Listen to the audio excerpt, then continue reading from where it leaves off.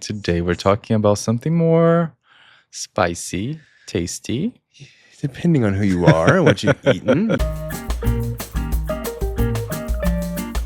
Welcome back to another episode of Relations, a podcast where we discuss all things health, fitness, food, relationships, fun, things that we find interesting, things that we learn that we think you might as well.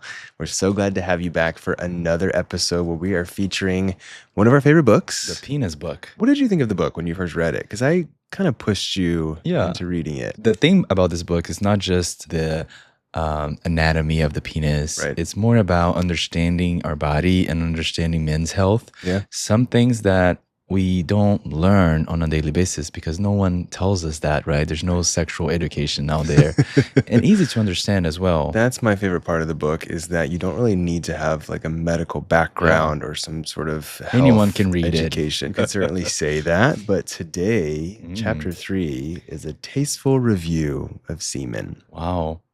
Interesting. What did you think when you first started reading this chapter? We very much overlook this part of the semen, the aspect of the semen, right? The taste, especially that we live in a community where talking about sex is taboo and stigma.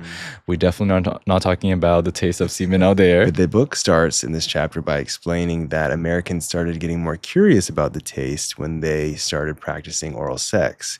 And that didn't really occur until World War I, when they were introduced to oral sex by the French. Right, they talk about they were in Europe. So I guess Americans weren't getting it on. They were not doing it right. They said the book talks about it's the most significant gift from France, notwithstanding French fries, or freedom fries, depending on how you describe your fries. Interesting data, because you would think that oral sex has been present forever, and I'm sure it has, but on the mainstream it actually became much more popular after World War I. That's another good topic observation as well, because oral sex is in a way cultural, right? Yeah, some cultures are more pro oral sex, others are not as much. It's societal view, right? Like, well, how is society looking at it at the particular time? And like you mentioned, that comes and goes depending on who's in power, depending on how much religion is plays a big role. Our day-to-day and the activities that we do. But of course, if you're going to practice oral sex and you're going to get someone to ejaculation, there's going to be a taste involved. Whether it's a good taste or a bad taste, that's really up to you. Can't avoid it. This chapter is discussing why there is a taste. And of course, we talked about previously, semen contains sperm, seminal vesical fluid, and prostatic fluid. And so all those things include things like vitamin C, they include enzymes, proteins, carbohydrates, fructose. And the more fructose, the more likely it's going to be sweet, because fructose is a sugar.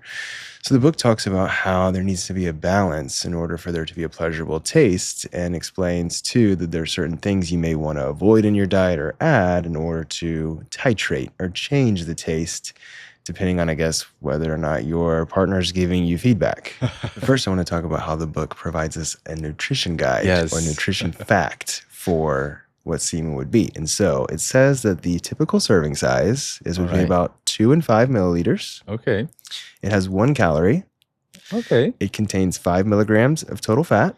It contains 2 milligrams of cholesterol. An example, a chicken egg is about 250 milligrams of cholesterol. 10 milligrams of sodium, 10 milligrams of carbohydrates, which is 0% of your daily recommended carbs if you're really tracking your carbs there. Yeah. And then it's going to contain vitamins and minerals such as calcium, vitamin B12, potassium, magnesium, zinc, copper, but none of them are significant. Of course, you're probably wondering, well, where's the protein? It has 160 milligrams of protein, which is about 0.3% of what you're supposed to have. But when you think of a 2 milliliter sip, that's a lot of protein. And that's what very it high concentrated protein is made of. Yeah. So I think people have probably heard that in the past, that, semen is high protein. Technically, yes, but you'd have to have quite a bit for it to make a substantial impact on your diet. Kind of funny to think about. There's so much nutrition value to the semen. Right, different pieces. But that's because, like you mentioned, this cocktail mix needs to protect the sperm, support the sperm, nourish, and enable it to survive. So all those nutritional fact sort of lines here and these different things, they're all coming from the fact that it's just there to keep the sperm alive. Not necessarily there to feed us or to provide us nutrition or taste. Well, unless you're drinking semen, in a high amount. It also talks about how there are amines, ammonia-like molecules inside that have names like cadaverine, as in cadaver, as in it smells like the dead. That's why the smell of the sperm can sometimes semen, be a little off. Yeah. Yeah. So there are chemicals in there that create a lot of odor and a lot of taste that may not be beneficial or tasty to some people. And as you mentioned, you can impact the taste and even texture by what you eat. But not only that, you can also impact it by how active you are, how hydrated you are. Of course, the majority, and I think I even failed to mention this in the last video, the majority of semen, of course, is fluid, which is water. So how hydrated you are is going to make a huge difference. What you eat is going to make a difference, how active you are, and what medications or substances you use. That can Tobacco is a huge no-no in regards to the taste of your semen. And a lot of medications listed as that are alkaline can also infiltrate the semen and make it taste different. So if you're working on improving that for your partner, consider the medications you take, hold back on the smoking, increase the water intake, and more fruits. That's important for you. Yeah, but if it's not, it doesn't matter. We talked about this in previous videos. We talked about how you can increase your semen volume. And one of the things that you can do easily is to drink more water, right? So increasing that water intake, you can increase the semen volume, but also you're going to dilute all those components of the semen that doesn't taste or doesn't smell as good. So you're drinking more water, so you are diluting them.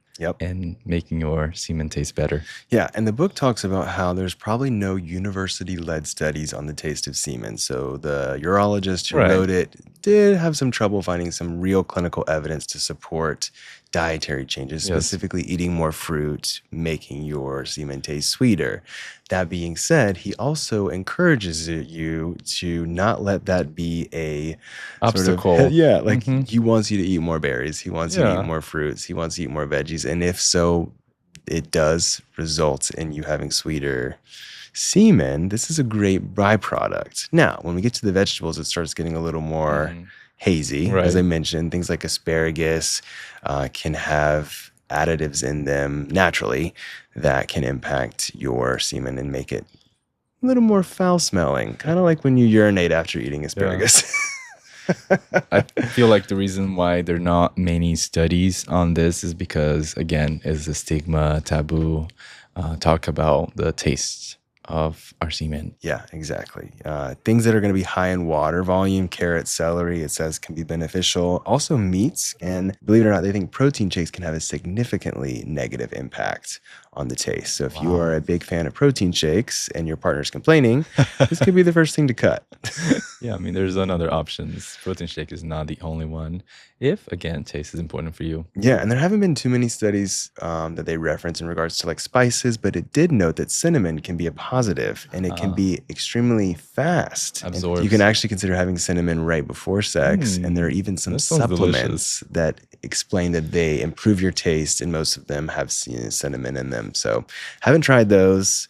Again, I'm not a huge fan of supplements in general, but let me know what you think. Have you tried a semen taste improving supplement? And if it did work for you, please put us in the comments. Put it in the comments below. I'd love to hear. Maybe we'll create a mini study here on this YouTube channel where we ask people what they tried for them, and we share the results. Through all the supplements. There would be a never-ending supply of YouTube videos. Yeah. This is a community. We're just trying to help each other here. Drink more water, exercise more, eat more berries, eat more fruits, eat more vegetables, avoid protein shakes, avoid processed foods. By following these steps, you're going to be improving the taste. But is there any nutritional or improvement or added value to actually ingesting semen? Because there is some myth out there that if you ingest semen, it's good for you, or it can give you antibodies or some sort of biological benefit. So there is some actual clinical evidence that there could be some benefit. Now, they did a study mostly on women who were ingesting their partner's semen, And what they found was it actually could be beneficial during pregnancy. So when you're pregnant, your body is being exposed to DNA from another human that's half of yours and half of your partner's. So the man has given you half their DNA for your baby. And sometimes your immune system can understand that that's not supposed to be there. We're just an invader. So the clinical evidence believes that maybe it can modulate the immune system if you were to ingest semen to allow you to be exposed to that person's DNA. Now, I'm not sure. The book is very vague. There's not a lot of clinical evidence behind it. But they also say very similarly to sex. If you have sex while you're pregnant, you're being exposed to your partner's DNA more and more. And so your immune system gets less offended by the alien in your belly. So that's another interesting tidbit. I'm not sure how many women watch our videos. But if you're a woman out there and you found this interesting, please just give us a comment below to let us know that you exist. You might be surprised by the people that watch these videos. Yeah, and if there's women out there, specifically what they talk about is something called preeclampsia, which can happen when you're pregnant. And what happens is it's a complex sort of series of events that results in a very high blood pressure and multi-organ failure while you're pregnant. Wow. So not great, but they did see that there was some significant change in those that were ingesting their partner's semen to reduce the risk of preeclampsia. Medication. Talk to your doctor before doing it, maybe? I don't know. Don't start drinking semen thinking that this is going to solve your problems and fix everything. That is very true. And while we're on the topic, don't start eating semen if you think it's going to solve your problems, because it actually could create problems for you. Because while semen does carry nutritious minerals and value, I guess, and of course it can be a bonding experience for you and your partner, it does carry some risks if you are not sure or aware of your partner's health status. As we know, semen can carry STDs and infections. And so there are quite a wide variety of them. This is more so if you are, again, unfamiliar with your partner. Just be aware that ingesting semen, you can ingest things that are unwanted. Exactly. So be aware. Be aware before you swallow. Yeah, just be aware of what's going inside you. I think that's a good rule of thumb to follow. What I do also love about the end of this chapter is it leaves us 2 recipes to follow that may improve your semen taste. Maybe we'll create a video step by step. We should. So one is called the Pineapple Express, which is a strain of marijuana and a movie. But it includes a cup of chopped fresh or canned pineapple, 1 sliced kiwi fruit, and half a cup of berries. And you can just stir them together or blend, and you want to consume an hour before pleasuring. Important. If you prefer to avoid citrus, you can do something called the cinnamon twist. So in a small dish, mix together a 1/4 teaspoon ground cinnamon with half a teaspoon of sugar. Sounds pretty good. Place the mixture on your tongue and allow it to dissolve enough to coat the tongue. Alternatively, suck on 1 or 2 cinnamon sticks or chew some peppermint gum. Peppermint gum. They got that at the gas station. Add freshly squeezed semen, swish, and swallow. Wow. We have to try that. The second one, you add the semen. Yeah, interesting. First one you consume beforehand. So I wasn't prepared for that last line. How do you add the semen? Yeah, I guess if you're like trying to consume it for your reduction of risk of preeclampsia, you can make it taste better by adding some sugar and semen and sugar, cinnamon, and semen. That sounds very... Cinnamon, semen. Sugar, cinnamon, semen. Sugar, cinnamon, semen. We'll try that. We are not trying that.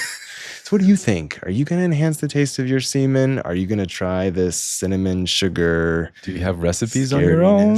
Can you share with us? What do you do to enhance the taste of your semen? Let us know in the comments. We would love to hear it. Have you taken those supplements? If you've taken those supplements, you got to tell me and let me know if they worked. But we're so glad that we are joined together for this journey going through the penis book. It's been a lot of fun. We are on chapter 3. And of course, the next episode will be chapter 4. We hope to see you there. But if you haven't already, please subscribe to our channel, like this video, share, post. You already know what to do. You know what to do. We hope to see you next on the next episode. Until then, another chapter, another topic. Another topic. See you. See you later. Bye. Bye. We hear that asparagus makes your sperm more... Oh. less tasteful. Yeah, bitter is usually how they describe it.